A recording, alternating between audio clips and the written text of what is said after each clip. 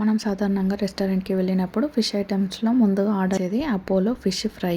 ఈ పుల్ల పుల్లని, కారం కారంగా ఉండే టేస్ట్ మనందరికీ చాలా ఇష్టం. మరి అదే రుచితో అతి తక్కువ ఖర్చుతో ఇంట్లోనే ఎంతో హైజీనిక్‌గా ఈ ఫిష్ ఫ్రైని ఎలా చేయాలో ఈరోజు వీడియోలో చూపిస్తాను. లేట్ ఎందుకు, ప్రాసెస్ మొత్తం చూసేయండి. ముందుగా అపోలో ఫిష్‌ని అయితే మంచిగా కడిగేసుకొని ఒక గిన్నెలో వేసుకున్నాక ఇందులో అల్లం వెల్లుల్లి ఒక స్పూన్ అయితే కారము, హాఫ్ స్పూన్ అయితే ఉప్పు, హాఫ్ స్పూన్ అయితే ధనియాల పొడి, కొద్దిగా మిరియాల పొడి, గరం మసాలా. ఈ ఫ్రై చేసేటప్పుడు ముళ్ళు లేని చేపలను మాత్రమే వాడాలి. ఈ ఫ్రైకి ఈ చేపలు ఈ వంటకానికి చాలా బాగుంటాయి. ముక్కలు ఫింగర్ షేప్లో సన్నగా కోయడం ముఖ్యం.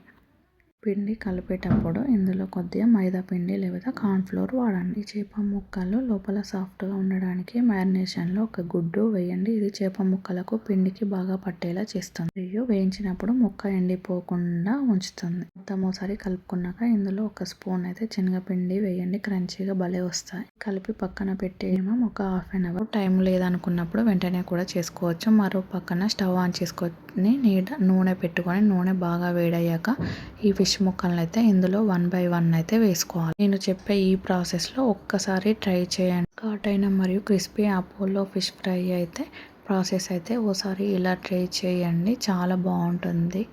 ఈ ఫిష్ ముక్కలు అయితే వేసిన వెంటనే కలపకూడదు. ఒక 2-3 మినిట్స్ అయినాక ఒకవైపు కాలాక మరోవైపు అయితే తిప్పుకొని ఒక ప్లేట్లోకి అయితే తీసేసుకోవడమే. ఇంకా అయితే లో ఫ్లేమ్లోనే కుక్ చేయాలి, ఎందుకంటే లోపల ఫిష్ అనేది కుక్ కాదు. ఈ ఫ్రై అనేది పైన క్రిస్పీగా లోపల జ్యూసీగా ఉంటూ పుల్లగా కారంగా ఉండే ఫిష్ చిన్నపిల్లల నుండి పెద్దల వరకు అందరికీ నచ్చుతుంది. కొన్ని ఫిష్ ముక్కలను కూడా ఇలానే ఫ్రై చేసుకోవాలి. అలా సింపుల్గా ఇంట్లో అపోలో ఫిష్ ఫ్రై అయితే ఎలా చేసుకోవాలో చూపించాను కదా, మీరు కూడా ఒకసారి ట్రై చేయండి. చిన్న పిల్లల నుంచి పెద్దల వరకు అందరికీ నచ్చుతుంది. చాలా ఈజీగా ఇంట్లోనే చేసుకోండి.